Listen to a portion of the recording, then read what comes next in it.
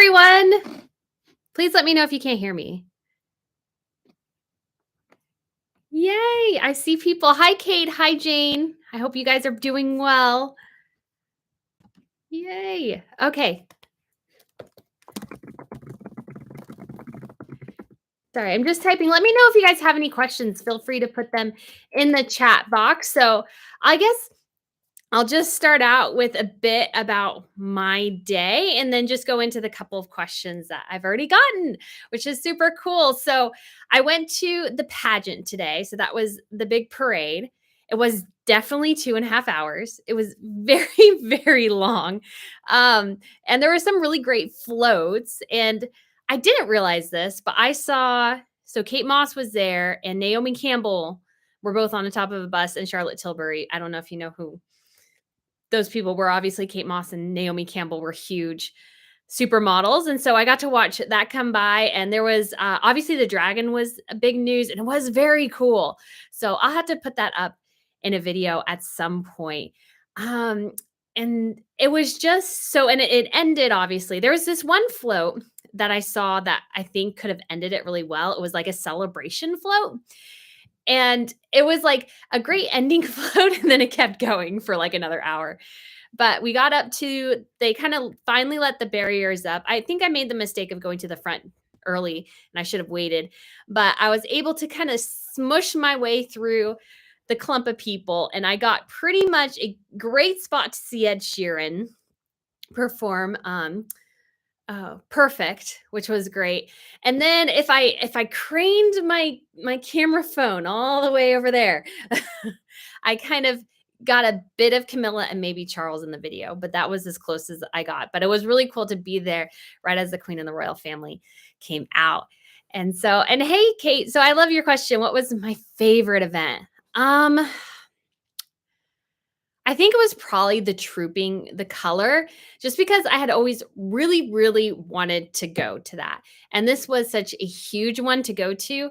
And it was so much fun to see like all the royals, all the troops, everything coming together. And it was, a long time waiting, but feel like the payoff was really good. And then that I was able to get a picture of the royals on the balcony was just super, super exciting. And it was just so awesome because that's what I wanted, the money shot on the balcony to be able to see them on the balcony. So that was really, really cool. So hi, Marshmallow Dreams and Eliza and LC and Lily and Kate. Yes, thank you for the fascinator. So I bought this because I was going to wear this at the Epsom Derby, but like the trains got delayed and then the weather was bad in the morning and I actually should have gone later maybe, but I wasn't able to get back from Hampton Court Palace in time.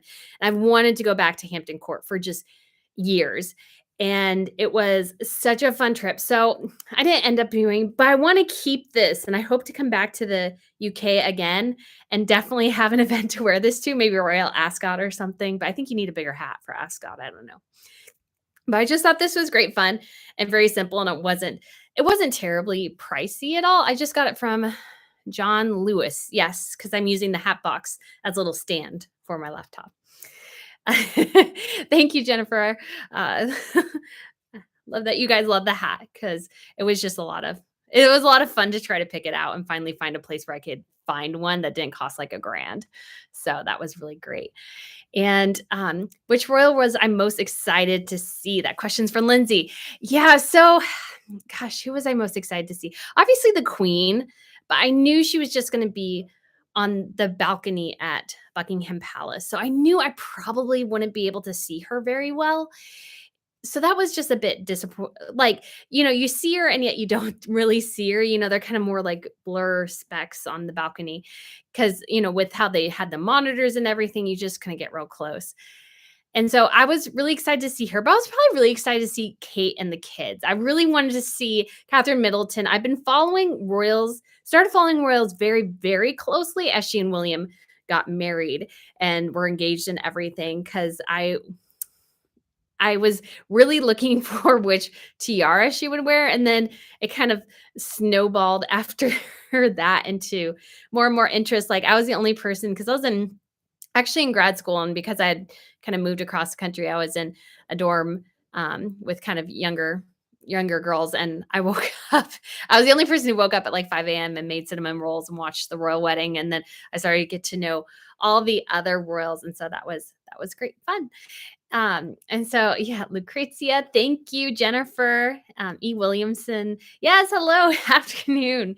Well, I guess it's evening here. So Lucrezia asked, could you hear the party at the palace?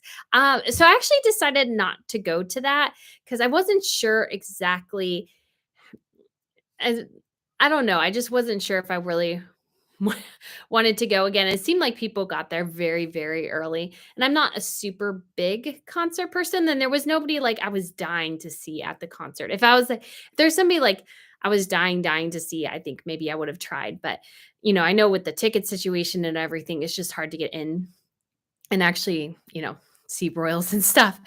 And so, but the thing with the queen and Paddington the bear, oh my goodness, that was so darling. And I love the fact that she's 96. So I think my grandma had this too. As you age, it's harder for you to show emotion and reaction and those sorts of things. And I thought she did a really spectacular job with that. I mean, it was just little bits, but that she could do that at 96, I thought was pretty amazing. And it was just so adorable. I just thought it was just darling and as good as, the James Bond thing she did a couple of years ago. And she just does it with, grace and amazing sense of humor. And it's just awesome. And so, hi, Poppy. Yes, thank you for the fascinator. Thank you, Helrith. Yes, this is awesome. If you ever go to the UK, I mean, go to like John Lewis, like, they're all their fascinators, I think were under $100 or maybe just slightly over. And it was a lot of fun. So, just saying thank you. So Jane asked, how was the jousting in Hampton Court? So that was actually a little bit of a bummer, I thought, because I really was hoping to like see it more, but because the morning session had been canceled, they only could do the afternoon. And it was just packed. And I just didn't think it would be that crowded. And I could not see a blasted thing. The only video I got, somebody else shared a video with me from Instagram, but I could only actually see the jousting through the video I took with my little thing, craning it above a couple of men's heads. That was the only way I could see it. And I got one good take and I was like, okay, I'm done because I couldn't really see it. But I do love Hampton Court. I think it's kind of one of the more unique palaces because it's like half a medieval castle, basically, from the time of Henry VIII. And then it's half, kind of a little mini Versailles. So you just have these two, kind of competing centuries against each other, which is just super interesting. And I guess I didn't realize this, but they had demolished part of Hampton Court to create this Georgian edition for King George and his wife. And so we missed out. We know we don't have King Henry VIII's private apartments anymore. We have, kind of the general area, but nothing that we could really see before either. So that was kind of a bit of a I don't want to say bummer, but that is just kind of how it is, but it's just so different and unique and interesting. So I have a lot of video from that. I'm hoping to put into a video because not everybody can go to something like that, but it is pretty easy to get to from London now. Like the service kept telling me that I had to take a train to a bus, but you actually just have to take a train. So Marshmallow Dreams asks, what was the overall feeling of the people when the Harkles showed up at the Thanksgiving service? So this was kind of interesting because I was surrounded by a couple of people who were kind of either Meghan fans or Meghan ambivalent. So my taxi driver who took me there at like 6 a.m. did not like Meghan Markle at all. However, the other people I was with were kind of, maybe not totally pro Meghan, but were like supportive of it and everything. And one of the guys I was standing next to, he was a bit disappointed that some people were booing because he's the one who actually told me the first go around that they were booed because I was listening for it and then I didn't hear it. So I was kind of surprised. And he said next to me, is like, oh yeah, they're booed. We have to get up, show support for Harry and Meghan.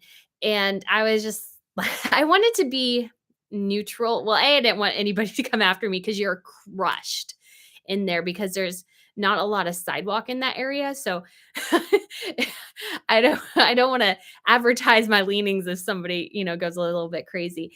But it was super interesting to see kind of like people's reactions, and especially the second time, the boos were very, very obvious. Obviously, the church bells are very, very loud because you can hear it if you've been to Instagram, you can see my video, and I put it on here too. The bells are very, very loud. And so it was kind of harder to hear the first time. And I think it depended on where you were, how much you heard. Obviously, I got some of it on audio the first time. And then the second time, it was very, very, very obvious. But again, I just thought it was super interesting that I mentioned that on Twitter, and, Sussex stands were telling me I was lying. And I'm like, I'm here. I'm not lying. If I was lying, like, why would I? It just doesn't make any sense. And in my opinion, that I just don't understand why sometimes people just, it's just, it is what happened. And I wasn't booing them because I wanted to make sure I was reporting what the audience was doing and not necessarily my own perspective. I wanted to report like this, yes, this happened. And as I understand it as well, part of the booing at the end could have been attributed to the fact that the bus was in the way. But honestly, I didn't hear booing from where the buses were, which was kind of down the way. I saw it from the group across the street. I heard it from the group across the street. So I don't think that argument even holds water. Kate asks, have you been able to do high tea? I haven't. I Somebody suggested a place for me to go to, and I wish I could have gone, but honestly, I was just so busy, and I was about 26, 28 hours behind my initial schedule, and it just made it really difficult to do some things. And so I would love to do that, and next time I think I will try to get that together. um yeah, Elsie, the Cambridge children are delightful. They really are. Oh my goodness. And Omid Scobie, what he said about Prince Louis, I don't know if any of you guys have seen that on Twitter. It's just, he kind of mentions kind of a side eye, nudge, nudge kind of way that they had to. Louis was quite rowdy. I mean, but he's also 4. And so they did remove him at one point because, he's a child and not every time children can hold it together. And he just seemed to have just so much energy. And so it was just, kind of sad that Omid had to twist that. And so Debbie asked, what happened to Harry and Meghan? Did they go to any other events or did they go home? This is super interesting.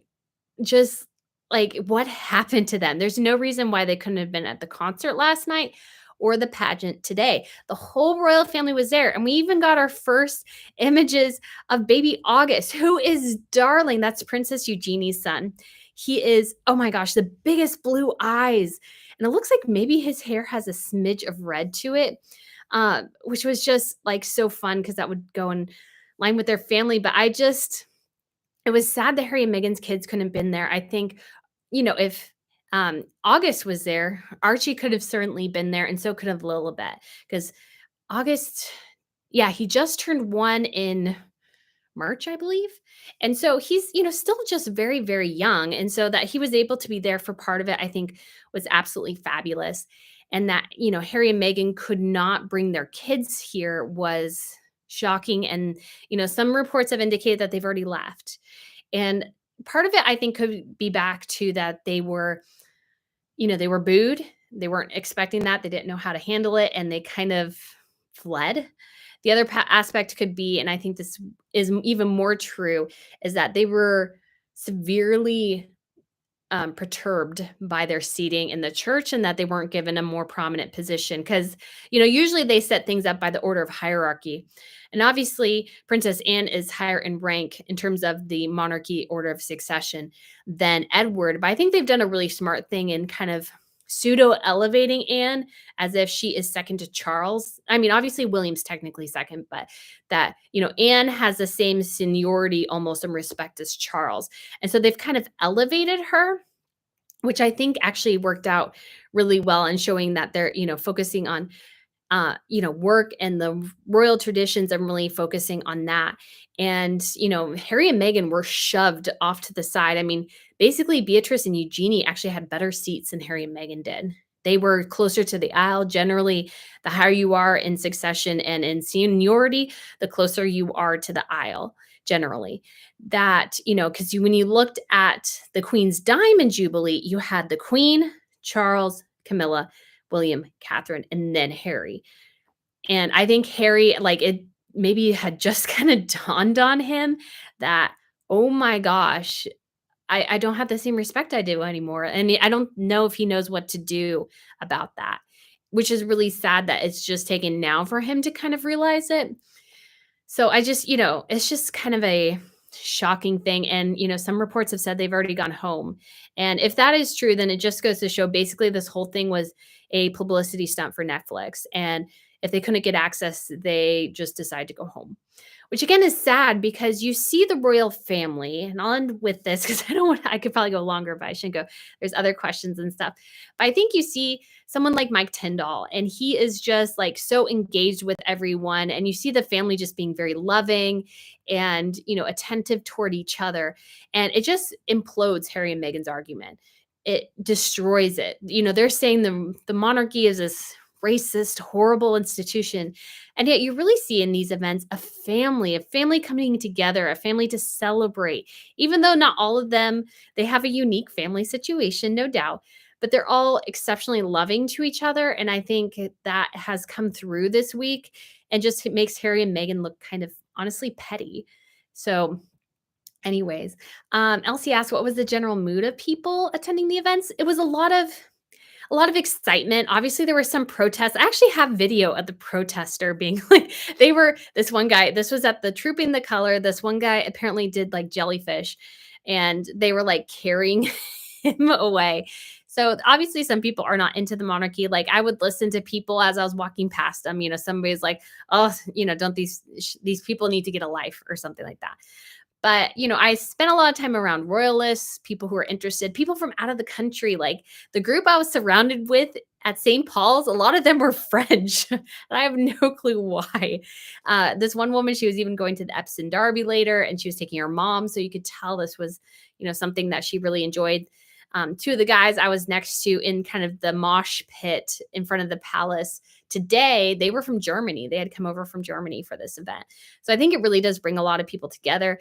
There's a lot of excitement. There's a lot of British pride. And I think that's so fun to see because I think oftentimes anymore we're told that, you shouldn't have pride in your nation or whatever. But I think it's really great to celebrate, culture, tradition, heritage, and a woman who's served her country very selflessly for 70 years. How many people have even made it through their job 70 years without retiring? So I think it's really, really great. She's so amazing, like Marshmallow says. Let's see, I'm just reading through. And there was a couple of questions I had let me pull it up here. From Cindy. Cindy asked, did you ever talk with any of the store owners who've given, aspects of info into British life? And actually, I've talked to a lot of taxi drivers. If you get a British taxi driver, they are so chatty. It is awesome. One guy was kind of ambivalent about the monarchy. And one woman, like I said, was super anti Meghan and Harry.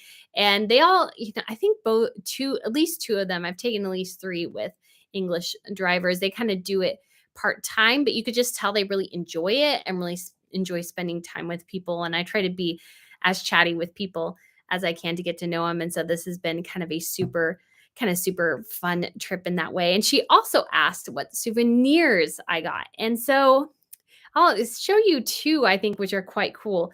So this is the official souvenir program of the Platinum Jubilee. And so they were selling these, I think, for I want to say like 10 pounds. And so it kind of goes over things. I haven't really read into it yet, but it's just kind of a cool memento that, you could only get. They were kind of selling them if you're in London. They were selling them in Hyde Park, St. James's Park, right outside the palace. So I bought these on my first day. I bought two because I thought one would be a great giveaway. Oh, and here's the dragon from the pageant that everybody was talking about. It was very cool, by the way. It was very cool. So, yeah, just ton of fun things about the Trooping the Color and just all this sorts of stuff. And then as we were waiting for the Trooping the Color, they handed us out, well, you could buy for like 5 pounds, little schedules and more information about the Trooping the Color, the soldiers, the units, all this sort of thing. So I thought this was actually quite cool. And so I was super excited to get this guy as well. I only ended up getting one of these because I actually apparently have a 10-pound note that does not work. And I was told I had to go to a bank to exchange it to make it work. So what can I say?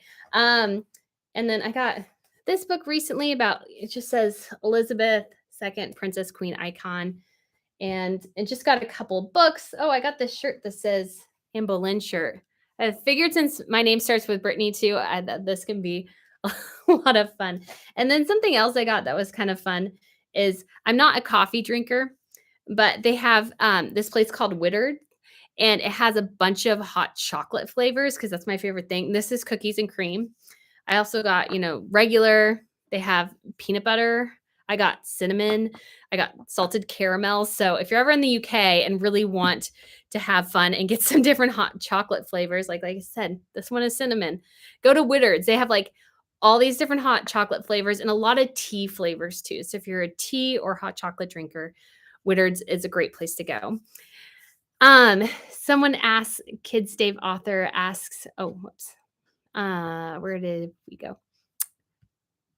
Sorry. He asked about the ghost hall in Hampton Court. So that's kind of the story is that, Hampton Court, obviously King Henry VIII, he's very closely associated with that. And his fifth wife, Catherine Howard, who was a teenager and he was like in his 50s, and she had an affair on him, and she was eventually executed in the Tower of London. But there's kind of this story that she got out of her room one day and they had to, at Hampton Court, because they kept her there for a while, and they had to drag her kind of kicking and screaming back into her room.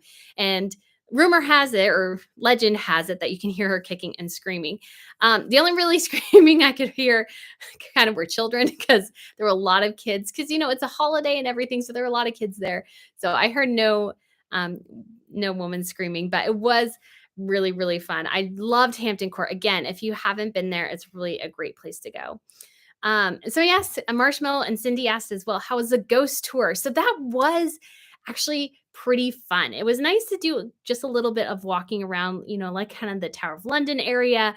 And because you go kind of and hit the hot spots. And this time I just really only had time to hit the hot spots. But there's so many churches around, kind of, especially lower London, that you don't know about. And all of them have a very unique history and connections to different people and events.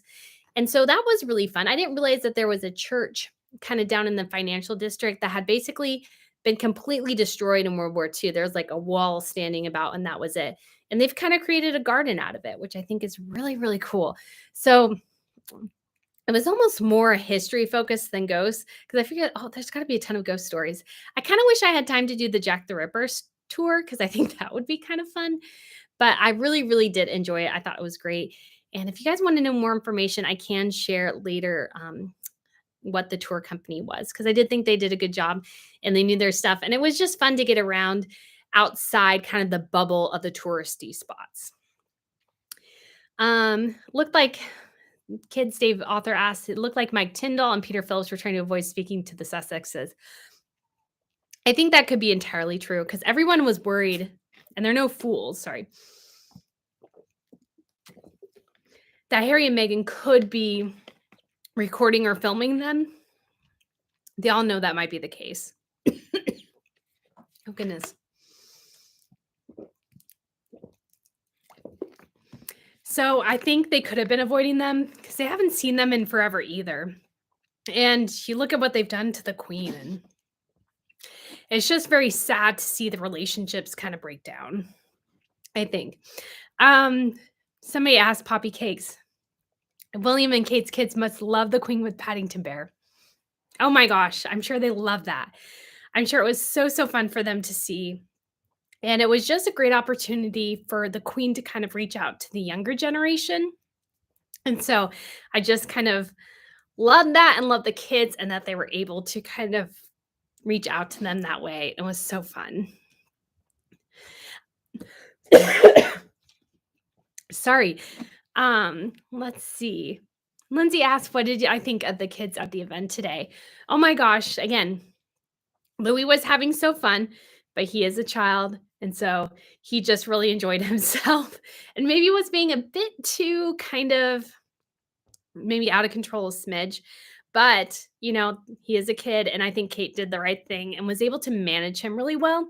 And that goes to show you how great a mom she is. Yeah, Omid A couple of people mentioned Omid being a creep. He is. I'm sorry, he is. I just and again, I don't know why the media focuses on him so much in terms of him being a royal expert, because I really don't think he is much of a royal expert. That's just my personal opinion, but he knows Harry and Meghan, and that's why people really like him. Let's see. Will you be doing a compilation video of everything? Yes. So I've tried to kind of vlog a bit, but honestly, I struggled with it a smidge, especially because my mind was just so fogged from not sleeping very much before I got here. And so I tried to do it as I could. And hopefully, maybe you guys will get to see, like, I'll put everything together and do my highlights and different things. Hopefully, that maybe you guys didn't get to see or saw, because I got a ton of video. I really, really did, but I haven't had a chance to get it all together yet. So tomorrow too in the evening, I'll have pretty much everything packed, hopefully maybe tonight. Tomorrow I'll film some videos that I can edit on the plane. It takes a lot of power to power my computer as I'm editing, but hopefully maybe I can get at least something done. Someone asks, is that the Harkles were mic'd up on the trip in the service. I'm like, that could be entirely true. We haven't heard for sure about that, but I could totally see that. Obviously, especially Megan having that weird bump in a haute couture coat jacket thing that she was wearing. I mean, there's no reason for a bespoke Dior piece to have something like that in it unless there's something else there. Oh, and somebody mentioned Mike Tyndall's hat pictures with Zara. If you guys haven't seen those, you should look them up. Mike Tyndall kept putting on Zara's hats and posing with them, looking very serious and suave and sophisticated. And it was just hilarious. And then, kind of for the Epsom Derby day, she and Mike like literally exchanged hats. So she wore his top hat and he wore her fascinator. And it just goes to show again that I think the royals are fun. I think they're engaging. I think they're real people. And I think they're a family. And yes, they struggle, they fight, they have their issues, but that they are really actually very close to each other, I think came through this weekend. And again, I think it completely demolishes Harry and Meghan's side of the story. They accepted Meghan, but she made the decision that she didn't really want to be part of it. Yeah, Elsie, thank you. I'm enjoying responding to the questions. Oh, someone asked, how are my allergies? A bit better. A bit better. They kind of hay fever and everything kind of killed me. Rhea asks, "Hi girl, you look so beautiful." Oh, thank you. I don't feel very beautiful sometimes, so I appreciate that. What made the most impression on you during the Jubilee? Um, I think just being able to be part of like something historic, like this will never happen again. And that's part of the reason why I wanted to go. I'm a historian. I love history. I love royalty. And like being able, even though like today, I could not see the queen and the rest of the royal family really, but just to be part of that crush of people together, like how many people can say they were at the center of the rotunda looking at the balcony at Buckingham Palace when the queen went out for her final time? Not very many. And so I'm really glad I took this trip. I wish the beginning had been a bit smoother than it was, but I'm so, so excited. I'm so had so much fun meeting people, chatting with people about royals because, I get to chat with all of you, but not every day most people are like, royals, who cares? But I enjoy it. So I just was so excited to meet other people who really enjoyed it too. And just having just a great kind of seeing everyone. It was just a lot of fun and just chatting with people about kind of where they're from, their interests, and why they're there. Let's see. I'm just looking to see if there's any other questions here. All right. I think I got pretty much all the questions. So, and thank you so much. You guys are all sweet. Elena, Michael, Cookie, Josanne. You guys are all so sweet. Thank you so much, Catherine. Thank you so much for tuning in. I know this was a bit last minute and I was struggling to get this together, but I just really, really enjoyed this process. And, somebody else asked, and I think it's really great. Do you think the monarchy will survive?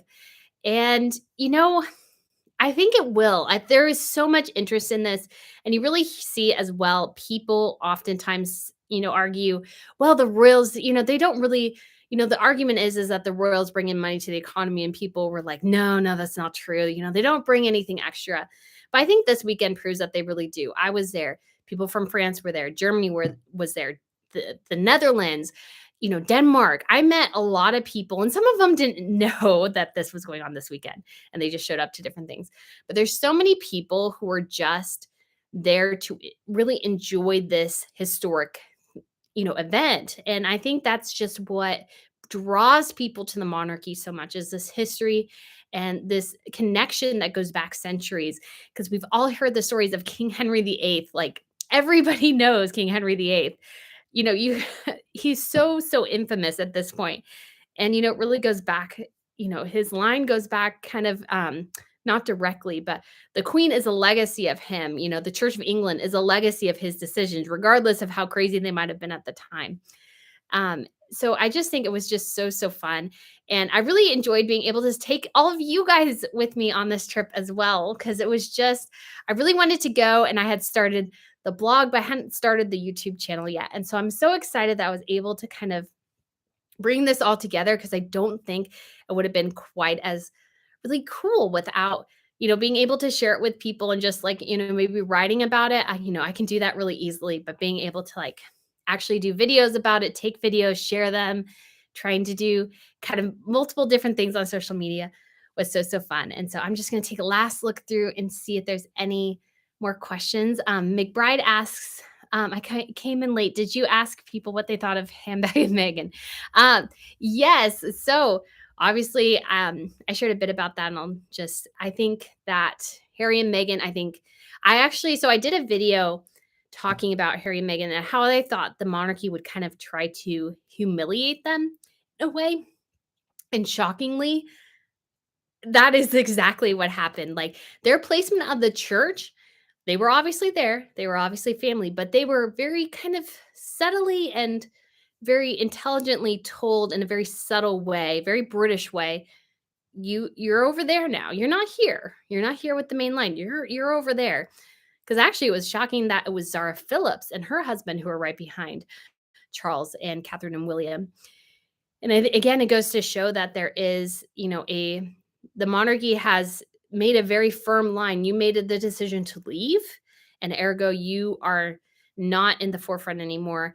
And with the booing and everything as well, I don't think Harry could take that to his ego. I think that probably really hurt him, because I don't think, maybe until this point, that he fully understood that he is no longer as important to the monarchy. And I think that was shocking to him, because I think still in his mind, he's thinking, oh, I'm sixth in line to the throne. Because I mean, they act like, their security situation is so extreme that nobody else in the family deserves the security they have. Like, they need the top of the line, best thing ever. And it's just really not, I don't think they're at that much greater risk, but I really think that the risk is something that they've created for themselves by angering people so much. So I think this trip was really an awakening, probably, for Harry and Meghan. And, if I was Netflix or Spotify, I'd be worried. I'd be legitimately worried about their marketability, their profitability. Obviously, they draw a lot of attention to themselves, but a lot of it's negative. And so you'll get people who hate watch it, but I don't know if people will be that interested in kind of continuing it and continuing to support Harry and Meghan in the long run, because they really, it's about the monarchy at the end of the day. And I think Harry and Meghan came to reestablish that connection, and to be very publicly kind of shoved off to the side, I'm sure was not exactly what they were expecting, but that they could expect anything else shows how delusional they are, in my opinion. And so, let me see. Yes, Kath says that Harry looked embarrassed, and I mean, and I'm sure he was, because he was higher than his cousins, and his cousins had to get out of the way, out of the aisle, so they could shove him far back into the aisle. He was next to his, I think she would maybe officially be his second cousin. So that was Lady Sarah Chateau. She is Princess Margaret's daughter. Yeah. Fade Out says he has no one to blame but his wife, which is so true. Somebody asked, do you think the Sussexes will ever come back? I don't I don't think Meghan is keen to come back at all. I think Harry obviously wants his family connections back and his kind of royal connections back. I think he's regretting life without them. And I think him becoming engaging more in polo was a sign that, kind of trying to reestablish from California that royal connection, but it just doesn't work in Santa Barbara. Like, he's a royal in Santa Barbara. Like, it's kind of interesting, but then the interest in it wanes after a while, and it just kind of keeps getting lower and lower and lower, especially as, people have found out in Hollywood, like, they've portrayed themselves as these great producers or whatever, and they really aren't, and I think they're really floundering. Um, Someone asked, Do you what do I think of George? George is so cute. I think he'll make a great king. He's obviously very, very young at this point, and he is, I think, has that typical oldest child thing where he's pretty serious and kind of like William. He's probably a little, shy, and it's very overwhelming, I'm sure. Charlotte seems like a bit of a spitfire, and so it looked like they had great fun on one of their first official engagements. And it's kind of interesting because some of the Europeans introduced their children to royal duties a lot earlier. Crown Princess Victoria of Sweden does this a lot with her daughter Estelle. But the British are unique in that they have so many members compared to some of the other royal households that it kind of makes sense that they're slowly introducing George to it, because especially as well, the attention on the Brits is so much greater than any other royal in Europe. And they know that, there's only a small period of time where George can be kind of normal, if you will. Um, yeah, just looking through some of these comments again. Somebody said Harry and Meghan were elegant, nice, and lovely. Obviously, maybe this live stream is a great place to say that as well. If you're a fan of the Sussexes, that's fine. I have nothing against anybody who's a fan. I'm personally not, but that's just me. But I think what I try to come at it from as much as I can is a place of they're not totally, royalty is very, I enjoy royalty in part because it's a connection to history and the legacy of a country. And I think Harry and Meghan just kind of just slam and try to destroy that. And I think as well, their narratives, especially in the United States, is very interesting because I think they're playing off a lot of what's happening within the United States in terms of wokeness and stuff. And I think it's good sometimes to push against and say, because people don't quite understand how the monarchy works. And so they just take everything that Harry and Meghan say and just believe it all. And it's like, no, there's a process. There's a reason why things go a certain way. And why Harry and Meghan going against that is not only not in their best interest, but not in the monarchy's best interest. And they, as a couple, every time they use their titles, every time they make this very clear connection to the UK, are trading off not only their royal titles, but also could potentially damage a line of a monarchy that's gone back 1,000 years. They don't represent themselves. They represent an institution, and they keep, moving away from that. And that's just so dangerous, I think. Elsie mentions that Prince William's speech was incredible. It really was. It was a fantastic speech, I thought, and he does a really great job. And I think why I like Earthshot Prize and prefer William's perspective on climate issues versus Harry's is that Harry just seems to lecture people about, their carbon emissions and, not wasting water. And, I try not to waste water. If I'm not actively doing something with a stream in the faucet, I always turn it off.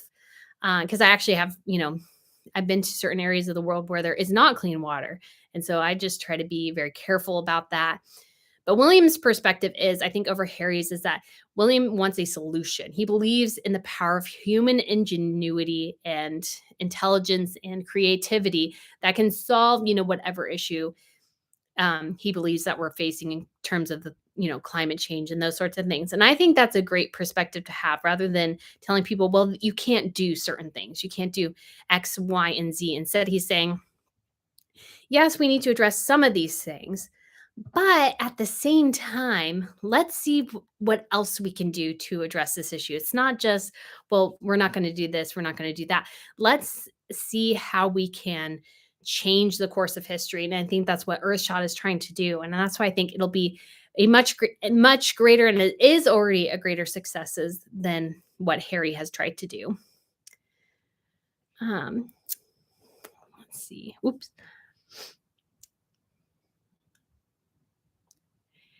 Oh, somebody asked, "Can you imagine Elon, Gates, and Bezos fighting over Megan?" I cannot. I wonder if sometimes she thought she would go to a bigger fish, and maybe she will, but I honestly think that Megan's kind of through this whole process. I never understood why Megan just didn't date and dump Harry. I think that would have been so much better for her because once you enter into the monarchy, you are scrutinized to the extreme. And if your narrative, especially if it's false narrative, doesn't hold up, you're kind of up a creek without a paddle, and that's really what happened to Megan. Um, AC asked, "Why do you think they hide their children all the time, like they're Muppets?" I mean, it's a really interesting question. And Catherine even asked, "Do you think their children really exist?" I think they exist. I think they're their children. However, I don't know why they hide them because they've done themselves a real disservice. Because in the Oprah interview, I think they were pretty clear that they want titles for their kids. But us as the public have no connection to their children. At this point, I'd be more worthwhile to have Zara Phillips children, Zara Phillips Tyndall. I would rather have her children have titles, Peter Phillips' children have titles, Beatrice's, Eugenie's. I'd be all for all them, their kids having titles, but I've never seen or had any connection to Lily or Archie. So, I mean, I think the broader public is they don't care. And I think Harry and Meghan, instead of they should have dripped more pictures like they did with the Cambridges so we can watch them grow up and we become attached to them over time.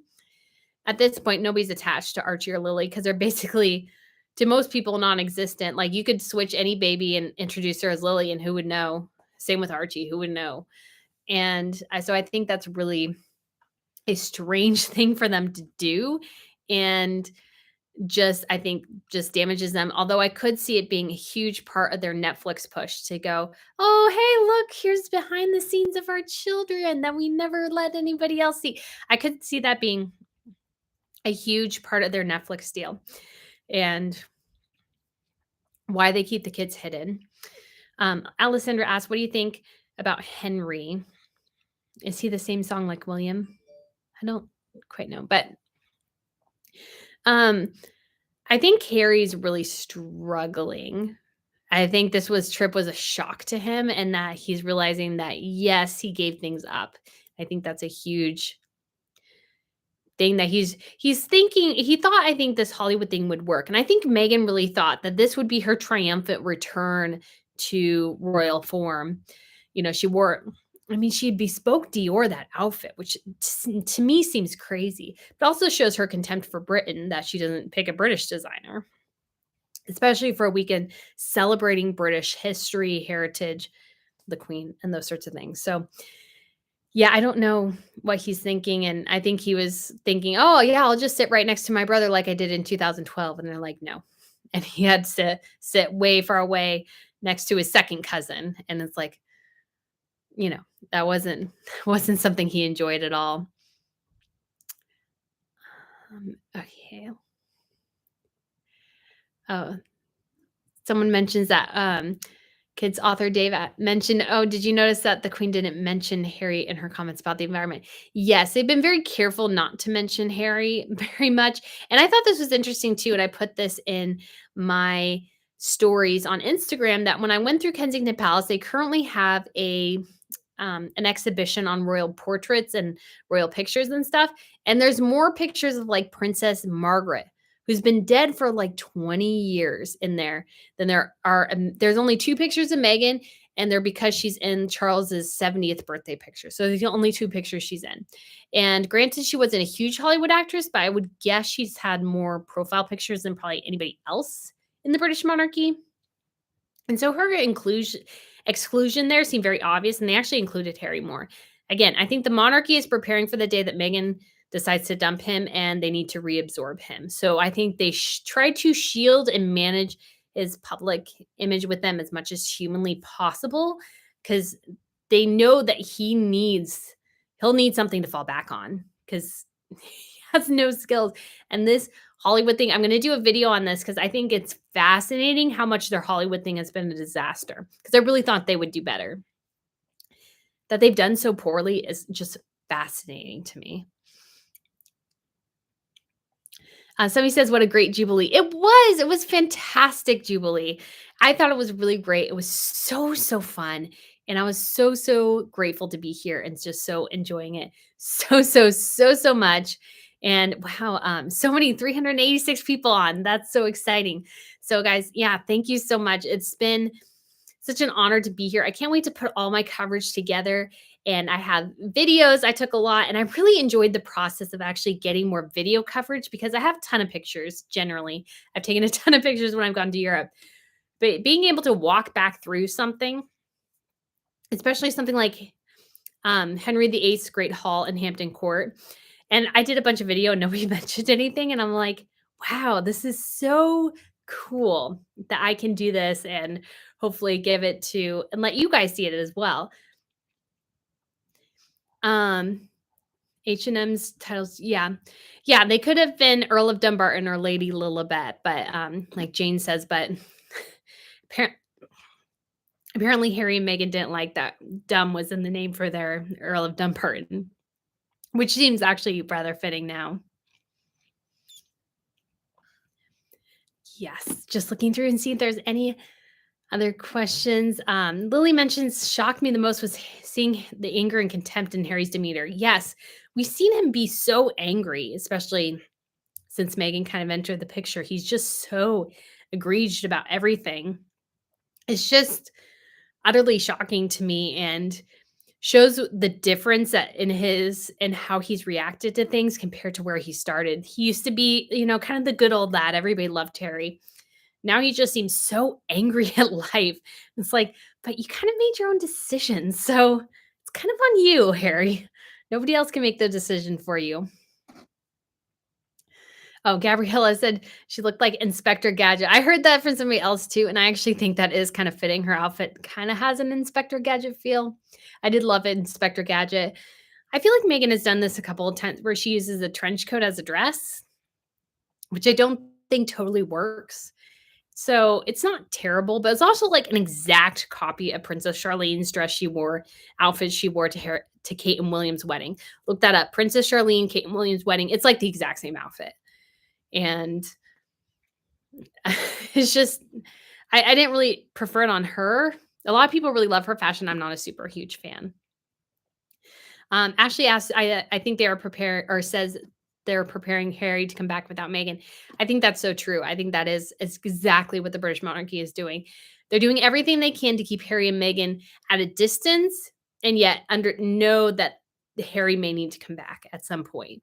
Because again, I think their thing has been a bit of a disaster. Lindsay asks, what do you think of the royal fashion? Did anyone stand out? Okay, so I actually want to go to the store and see if I can go to the store in London and maybe even try on the dress because I think that would be fun if they have any in store.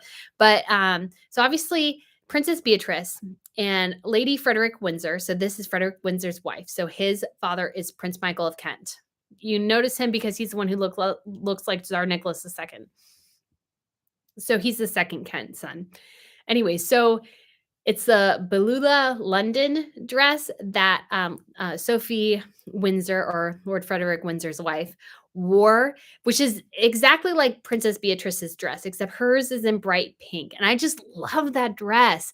I think it's so pretty. I love the brightness of it. I love her in it.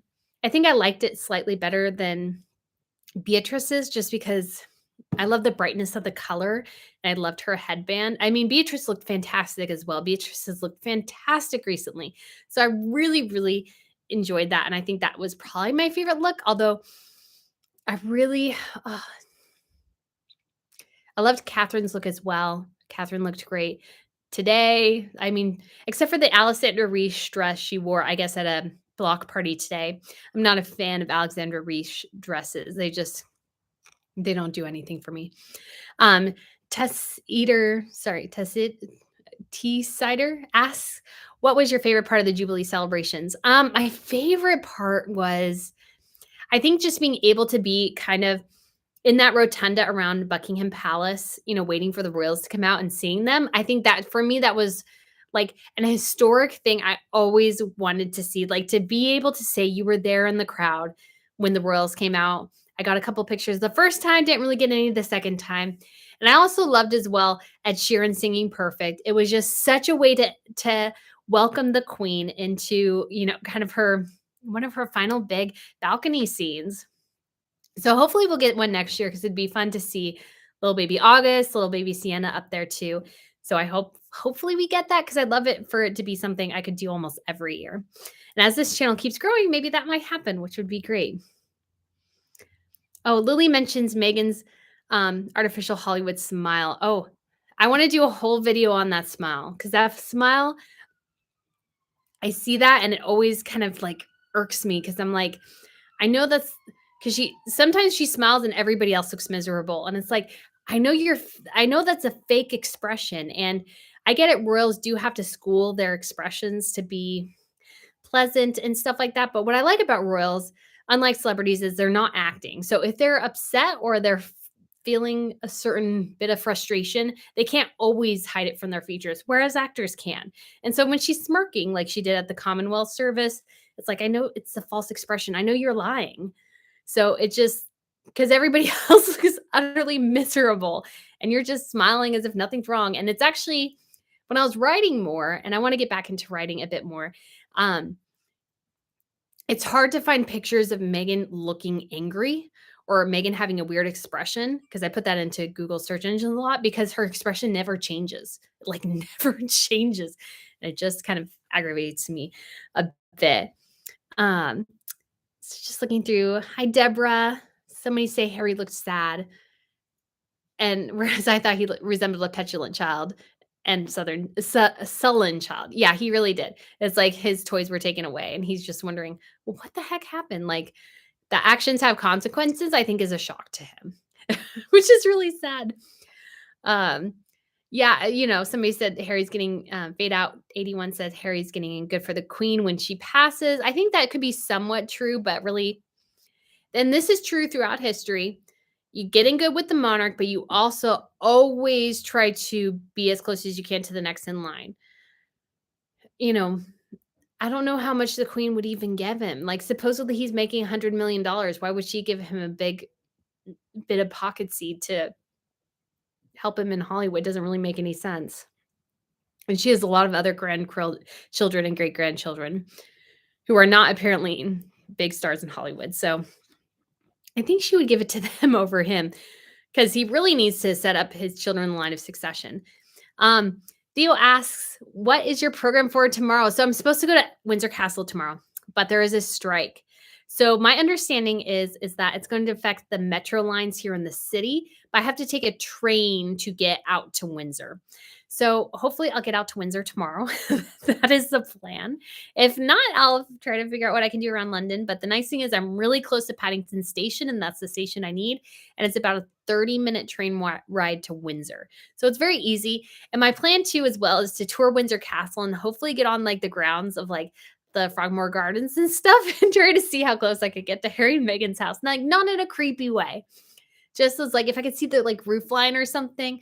I don't know. I just think that would be kind of funny. And just to kind of get, sometimes it's helpful just to get a bearings on where things are. So when you're talking about them, they're not just like, well, it's just somewhere in Windsor. It's like, oh yeah, I know you take the path this way and that way. And you can kind of see a couple of the smokestacks in the background.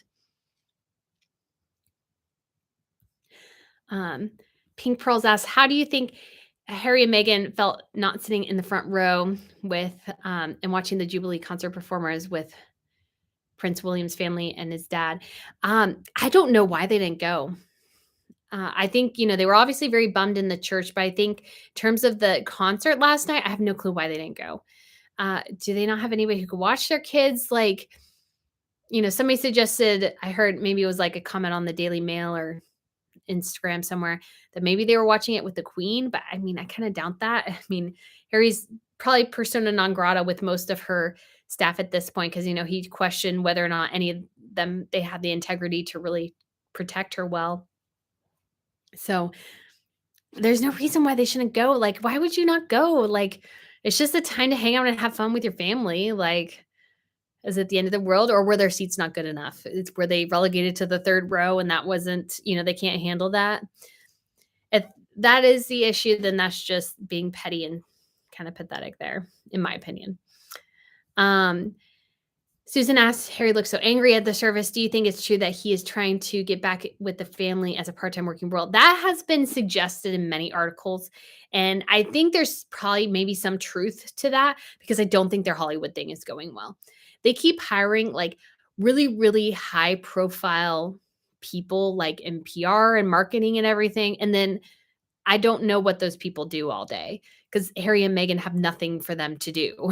Because Meghan has they can't even get a podcast off the ground. Like, I'm planning on starting a podcast here pretty soon with my sister because we both enjoy royal stuff, and I would take like, podcasts not that they're not hard. It is hard to edit things together, get out, little puffs of air and little things you do, you knock the table and stuff like that. So it can be almost kind of tedious in a way, but it's like they have all people to do all the hard things for them, yet they can't do a single podcast. Well, no wonder they wanna get back to the royal family because they have nothing else to do, and apparently they have nothing else to sell either. Apparently, neither Harry nor Meghan have anything else to talk about but the monarchy, or that's like, I understand that's all people want them to talk about, but if they were skilled, they could get people talking about other things. Oh, Marjorie's so sweet. She asks, "Doing so much, are you exhausted?" I'm actually much better today because I slept in pretty late today. I did not set my alarm, which was lovely. So I feel much better because I was kind of running on steam there for a bit, and I'd hit kind of walls towards the end of the day where it's like I don't feel like I could do another thing. And yesterday was kind of relaxing. I actually went to Harrods yesterday and just kind of walked around and did a little thing at the makeup counter because I was looking for a foundation I like. They've kind of discontinued it in the States and they had it there at Harrods. So I did a little pampering for myself at the end of the day, which was lovely. And so it's really, really, it's nice. I wish if I had arrived when I was scheduled to, I think things would have been much better. But unfortunately, that's not what happened. But maybe next time. Um, Lindsay asked, "What was my favorite castle?" Oh gosh. Well, there's a difference between castles and palaces. Like, I wanna do a video on this because everybody says castle and everybody says palace, but they're kinda different. Like, palaces like, Buckingham Palace, Kensington Palace. Castles are like Tower of London, Windsor Castle. Like, castles are fortresses and where royals live, and palaces are kind of where royals live as well, but they're just kind of homes. So, I guess when it comes to palaces, probably my favorite would be Versailles because it's just so, I mean, the grounds there are incredible. The Hall of Mirrors is incredible. It's been so long since I've been, but it's really a spectacular, spectacular place. When it comes to castles, I don't know if I have a favorite one yet because I think there's some I want to see in other parts of Europe because there's just so many of those, and like some of them are half crumbling and stuff because they are also old and they were used in wars and stuff. Oh, I guess I would say one of the ones I enjoy most, and it's mostly because of aesthetic reasons because it just looks so pretty where it is a castle. Starts with a U. I can't remember quite what it's called, but it's right near Loch Ness in Scotland. And I think it's kind of half demolished, but I think it's really, really pretty. That's where you go and you get on the boat and you go see Nessie. Um, so I think we'll just wrap up here pretty soon because it's been an hour. I didn't think we'd go this long, but there's been so many. But let me see if there's any other great questions here. Somebody asked, Lori asked, celebrating their daughter's birthday. Apparently, that is what Harry and Meghan were doing today, and they asked a lot of the other royal kids, but obviously the Cambridges did not go because that was yesterday. Sorry, the Cambridges did not go because their kids were at an event. Louis was clearly at Kensington Palace because he greeted them when they came home. So, who went? I have no idea. Maybe August because apparently Eugenie, Jack, Meghan, and Harry kind of share Frogmore Cottage. Maybe Sienna. I don't know. I don't know who would show up, sadly. Okay. As Poppy asked, did anybody question, do they have any kids? Yes, again, yeah, I think they do have kids. They just don't want to show them for anyone. Oh, yes, Urquhart Castle in Inverness. I didn't pronounce that right. I know I didn't. All right, guys. Well, I think we'll wrap this up here for today. Thank you so much for all your questions, Natalie's, Catherine, Kate, Elena, Kath, Poppy, Lane, um, Jesus Mercy, Pink Pearls, Lily of the Valley, Maria, everyone. Thank you so much for watching this video and coming on this live stream. This is the first time I've done it. I was actually really nervous because I realized I didn't know how to officially start it. And I had set it up and I was like, I don't know how to start it. And that's not good. So I appreciate you guys so much for watching. Hopefully we'll get to do something more like this soon, especially if I can, maybe kind of get out to Europe from time to time. And I'm hoping to go to maybe the Earthshot Prize here in the States. I'm hoping to do a couple other things like that as well. So I thank you guys so much for watching and supporting. This channel has grown so much and I so appreciate it. So hope you guys have a lovely day, evening. To me, it's night. So I shall be going to bed pretty soon. So again, guys, thank you so much. And I will keep posting on Instagram, Royal News Network. So if you guys want to tag along, that would be great. Thank you so much and have a wonderful evening. Bye.